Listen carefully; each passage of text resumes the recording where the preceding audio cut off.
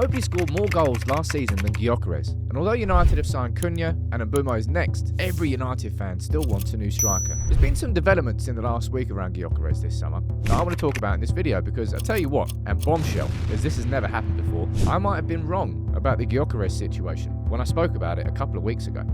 I know. Has Sam ever been wrong? Yeah, quite a lot.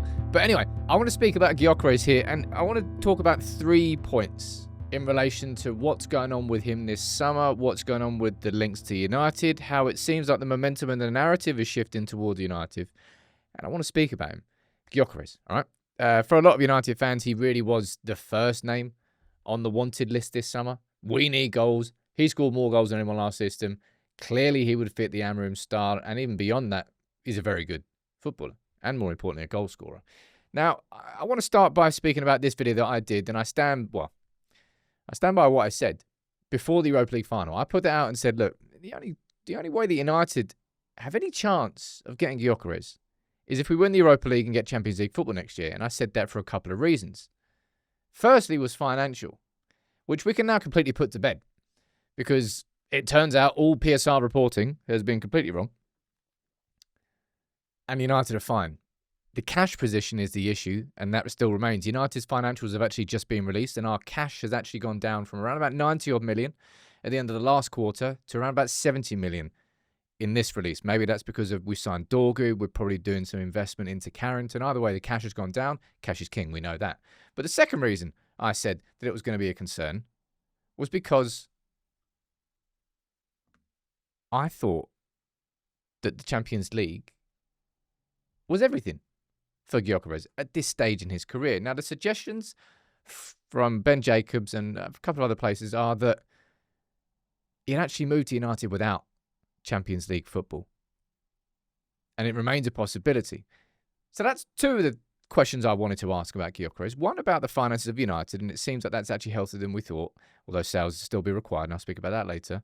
Number 2, the Champions League may well not have been as important to him next season as I thought it was. So in that case, if that's, then maybe United have a chance of signing him. But third on my list, and I suppose this was probably the one I felt most confident in, which was also wrong. I've had a blinder here, people. But I thought Gyokeres would be like top of the list for so many clubs, and in a summer where most of the big clubs in the Premier League are looking for a striker. Chelsea, start off with them. They've gone and signed Liam Delap. They're probably not done, because they're also now looking at Hugo Ekitike. So maybe signing 2 strikers, and neither of those is going to be Viktor Gyokeres. Well, I haven't really seen any strong links between Chelsea and Gyokeres. It's not to say it can't happen, but I haven't seen it yet. And then Liverpool. Liverpool, probably this summer, I would imagine, will sell Darwin Núñez and sign a striker. They've already got Florian Wirtz. I say already got. The Florian Wirtz move looks like it's going to be happening. They've got Jeremy Frimpong at right back. They're going to be bringing in Milos Kerkez at left back. And I think they're going to sign a striker as well. I haven't seen any links with Gyokeres and Liverpool. And then you move on to, I suppose, the club this summer that was most obviously going to be in for a striker apart from United, and that was Arsenal. And everything that we've seen so far has linked Benjamin Sesko with a move to Arsenal far more than Gyokeres. Again, I know that Gyokeres is on their list, but the movement hasn't really been loud. So, despite the fact that Arsenal need a striker, Chelsea need a striker, well, they're going to sign 2, and Liverpool need a striker, haven't really seen Gyokeres getting linked too much. Now, I asked you in the live show this morning, I'll ask again if you leave a comment in this video, does that concern you as a United fan? Do you think the fact that these other clubs in the Premier League, they need strikers, and none of them are really actively pursuing a move for Gyokeres, a player who scored more goals than anybody in Europe last season? Is that a red flag for you? Thinking, well, why is no one else moving for him? I don't think it will be a red flag for me, for being honest.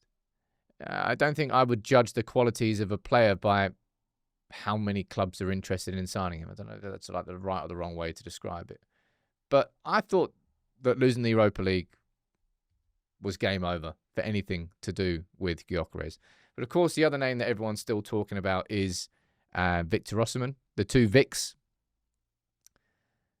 It looks like his move to Al Hilal has collapsed, and there's other reports suggesting, and if these figures are correct, they're nuts. Santiwana, who writes for Foot Mercato out in France, saying that the offer was 35 million euros a year, which actually works out per week at 724,000-ish euros per week. Wages, I thought, was always going to be a problem with Viktor Osimhen, and I kind of still stand by that. I completely disagree with Mark Ogden, who suggests that Viktor Osimhen wouldn't be the right profile for United, because he absolutely would be. But in terms of this man, it feels like something's happening. That's the way I would describe the momentum. I expected him to be top of the list of multiple Premier League clubs, or at least high up on that list. Nothing really much is happening. And a requirement for him, if he was going to leave Sporting, that he was going to move to a Champions League playing club. But if that's not the case, and if United's finances, from a PSR perspective, are actually better than I thought they were, it feels like there's a chance that we could sign him.